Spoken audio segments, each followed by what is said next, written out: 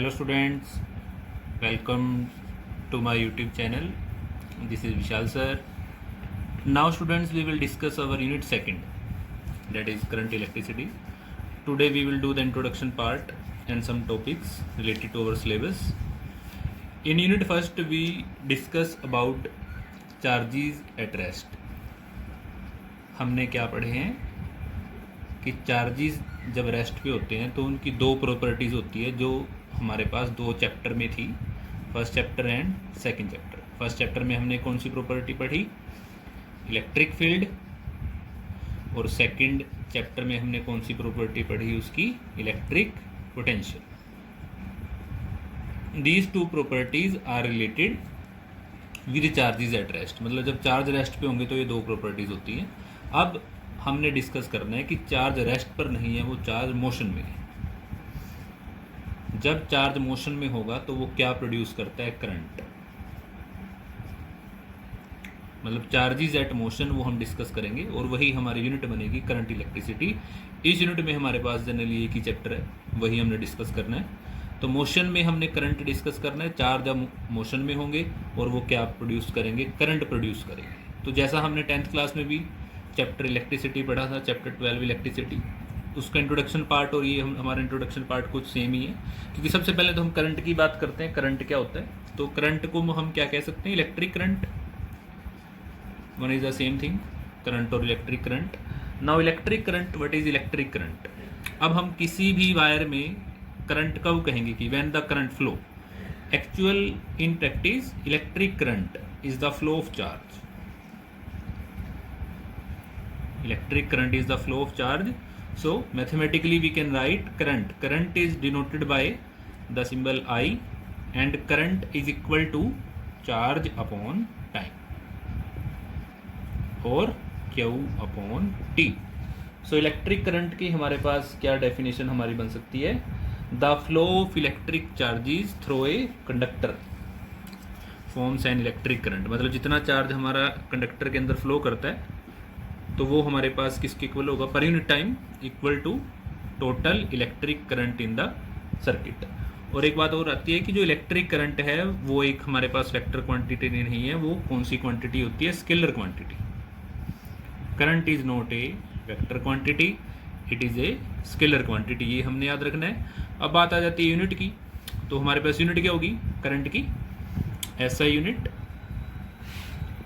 Now what is the unit of charge? In first unit we will discuss coulomb and time for second. So coulomb per second, and coulomb per second equal to ampere. So ampere is the SI unit of electric current. Ampere is the larger unit. हमने पढ़ा कि ampere हमारे पास कौन सी unit है? SI unit है। Ampere के लिए सिंबल हम A यूज़ कर सकते हैं। Smaller unit are also there. For example 1 milli ampere is equal to 10⁻³ ampere. 1 micro ampere is equal to 10⁻⁻6 ampere. So ये कन्वर्जन है जो हमने याद रखनी है। मिली एम्पियर को हमने कन्वर्ट कर सकते हैं। Nano ampere is also there. If current is in nano ampere then it equal to 10⁻⁹ ampere. So current की स्मॉलर यूनिट्स भी हैं जिनको हम लिख सकते हैं। अब हमने एक चीज़ यहाँ से और भी याद रखनी है कि जो हमारे पास फॉर एग्जांपल कोई भी एक कंडक्टर है, कंडक्टर एक वायर है हमारे पास, क्योंकि वायर तो सिलेंड्रिकल होती है। तो करंट की डायरेक्शन क्या बनती है? हमने पढ़ा है 10th क्लास में। अगर हम यहाँ बैटरी अप्लाई करते हैं पॉजिटिव नेगेटिव, तो हम क्या कहते हैं? Current will flow from higher potential to lower potential. मतलब करंट हमेशा कहाँ से कहाँ फ्लो करता है? From positive terminal to the negative terminal. पर inside the conductor, as we can see, the electrons are traveling from negative to positive side, because electron carries negative charge, so they will attract it towards positive end, and the positive charge will go towards negative end. So the direction of current is in the reverse order that of the direction of electron. Either this current is called conventional current. जो हम current के लिए direction हम लेते हैं वो conventional current है। और जो इलेक्ट्रॉनिक करंट है, इलेक्ट्रॉनिक करंट की जो डायरेक्शन है वो कन्वेंशनल करंट के अपोजिट होती है। ये हमने बात याद रखनी है, क्योंकि जो करंट फ्लो करता है वो इलेक्ट्रॉन की डायरेक्शन में फ्लो नहीं करता, इलेक्ट्रॉन के अपोजिट फ्लो करता है। यहाँ से हमने एक चीज़ याद रखनी है। इसके बाद हमारे पास करंट के बाद हमने पढ़ा है, जैसे हमारे पास टॉपिक आता है, अब एक हमारे पास यहाँ से कंसेप्ट आता है कि हमारे पास ईएमएफ क्या है। ईएमएफ की फुल फॉर्म होती है इलेक्ट्रोमोटिव फोर्स। अब ईएमएफ क्या होगी? अब हमने बात की अभी सर्किट की। सर्किट में हम क्या लगाते हैं? बैटरी लगाते हैं, जिसकी क्या होती है? पोटेंशियल होती है, इलेक्ट्रिक पोटेंशियल। हमने पढ़ा है इससे पिछले चैप्टर में भी। बैटरी का काम क्या है? पोटेंशियल डिफरेंस प्रोवाइड कराना। अब ईएमएफ इलेक्ट्रोमोटिव फोर्स, अब एक्चुअल में जो नाम से क्लियर है, कोई फोर्स नहीं है तो इलेक्ट्रोमैटिक फोर्स है, पर इसके लिए हम जो डेफिनेशन यूज़ करते हैं वो क्या है? जब भी कोई बैटरी करंट प्रोवाइड कराती है, suppose this is cell, positive terminal negative terminal, so current कहाँ से कहाँ जाएगा? Positive to negative. And inside the battery we can see the force will experience from negative to positive end. So electromotive force हमारे पास क्या होती है कि जो हमारा सेल है, अगर हम इस सेल को सर्किट में कनेक्ट नहीं करते तो उस सर्किट को क्या बोलते हैं? Open circuit. ओपन सर्किट में के जो हमारा सेल होता है, उस सेल के अंदर हमारी जो वर्क डन लगता है, the work done to complete one cycle of charge, मतलब हमने चार्ज को एक साइकिल में कंप्लीट ले जाने के लिए जो वर्क डन लगेगा, बैटरी जो वर्क डन करेगी, उस वर्क डन को, वर्क डन पर यूनिट चार्ज, उस वर्क डन को ही हम क्या कहते हैं? ईएमएफ। और ईएमएफ के लिए थोड़ा हम ये सिंबल यूज़ कर सकते हैं, क्योंकि जो हमने कैपिटल ई सिंबल है वो इलेक्ट्रिक फील्ड के लिए यूज़ किया था यूनिट फर्स्ट में, तो थोड़ा सिंबल हम चेंज कर देते हैं। ये सिंबल हमारे पास किसका बन जाएगा? ईएमएफ का। तो ईएमएफ क्या है? वर्क डन ही है, वर्क डन पर unit charge to complete one cycle through a circuit, उस चार्ज को ले जाने के लिए जो हमारे पास टोटल वर्क डन लगता है।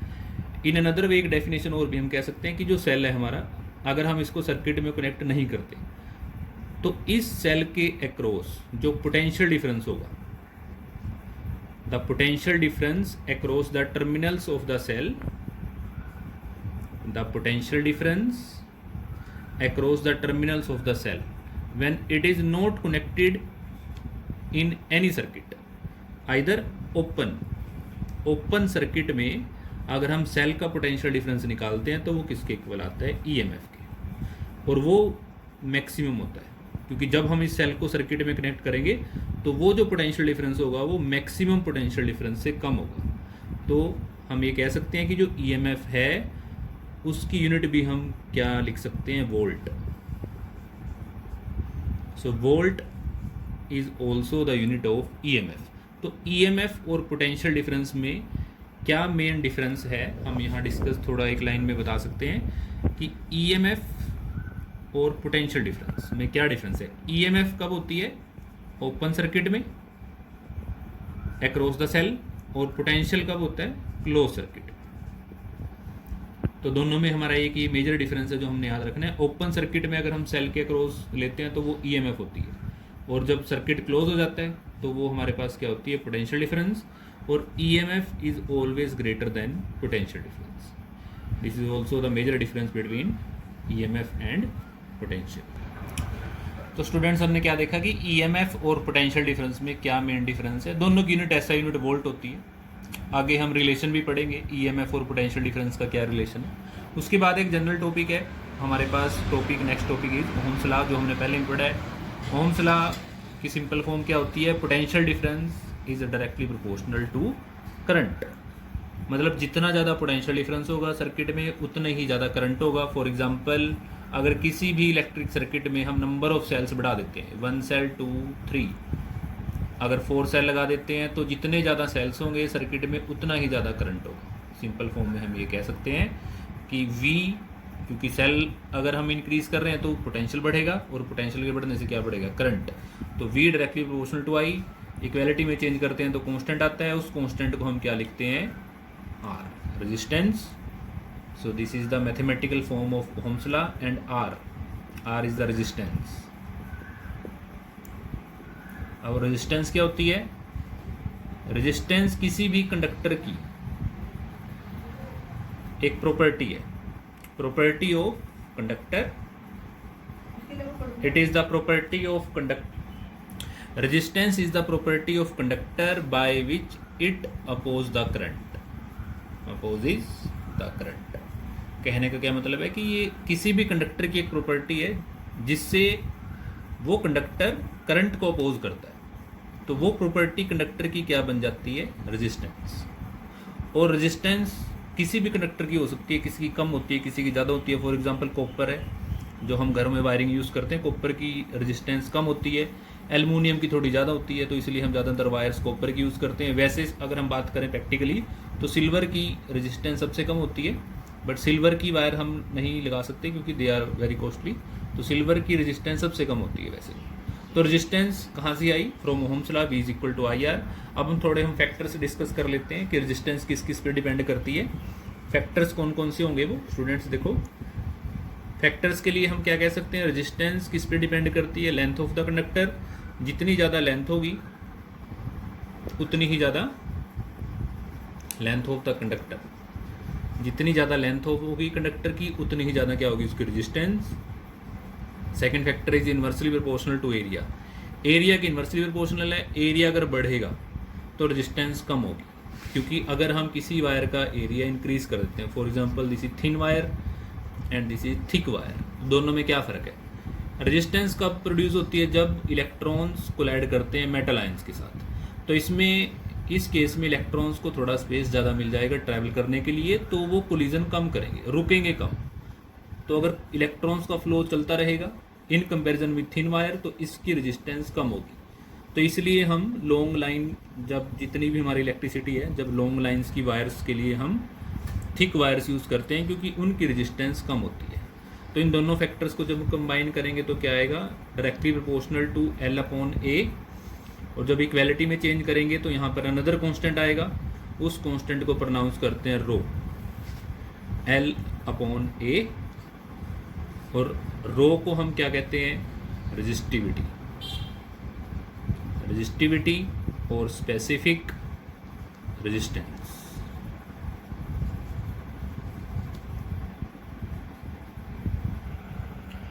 तो स्टूडेंट्स हमने क्या फॉर्मूला देखा? R is equal to rho L/A. Rho एक टर्म आई है हमारे पास, उसको हम क्या कहते हैं? रेजिस्टिविटी या स्पेसिफिक रेजिस्टेंस, सेम थिंग. तो रेजिस्टिविटी जो है, यहाँ से रेजिस्टिविटी किसके इक्वल आएगी? RA/L क्रॉस मल्टीप्लाई जब हम करेंगे.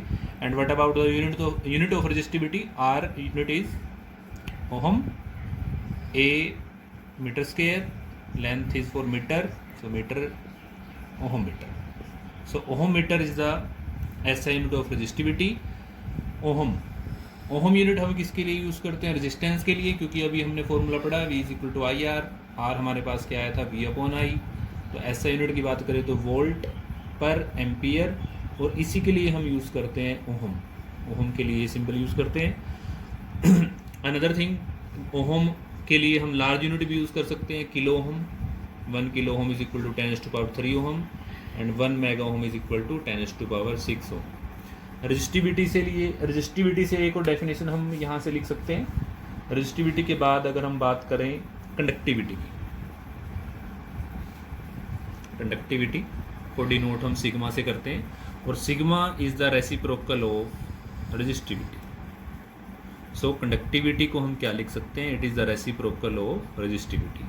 तो जिसकी रेजिस्टिविटी हमारे पास ज़्यादा होगी उसकी कंडक्टिविटी भी कम होगी, ये, और जिसकी रेजिस्टिविटी कम है उसकी कंडक्टिविटी ज़्यादा है. तो कंडक्टर्स के लिए कंडक्टिविटी ज़्यादा होती है और इंसुलेटर के लिए कंडक्टिविटी बहुत लो होगी, क्योंकि इंसुलेटर और कंडक्टर उनमें मेन फ़र्क क्या है? रेजिस्टेंस का. तो जितनी ज़्यादा रेजिस्टेंस होगी उतनी ही ज़्यादा रेजिस्टिविटी होगी और उतनी ही कम कंडक्टिविटी होगी. यहाँ से हम ये रिलेशन लिख सकते हैं. और कंडक्टिविटी के लिए यूनिट क्या बनेगी हमारे पास? यूनिट रेजिस्टिविटी की क्या है? Ohm metre. तो उसका रेसिप्रोकल क्या होगा? Ohm inverse metre inverse. और ओहम इनवर्स को हम MHO ऐसे भी लिख सकते हैं स्पेसिफिक टर्म्स में. Ohm inverse can be written as MHO mho, metre inverse. Now conductivity के बाद हमारे पास एक टर्म हम और लिख सकते हैं, कंडक्टेंस। कंडक्टेंस को डिनोट करते हैं कैपिटल G से, and conductance it is the reciprocal of resistance. So what about the unit? Resistance की यूनिट क्या होती है? ओहम, और ओहम के लिए हम क्या लिख सकते हैं? ओहम इनवर्स, या ओहम इनवर्स के लिए हम MHO, तो ये टर्म भी हम यहाँ से डिनोट कर सकते हैं। तो स्टूडेंट्स, ये आज के लिए इंट्रोडक्शन टर्म है। नेक्स्ट वीडियो में हम डिस्कस करेंगे another topics. So thank you.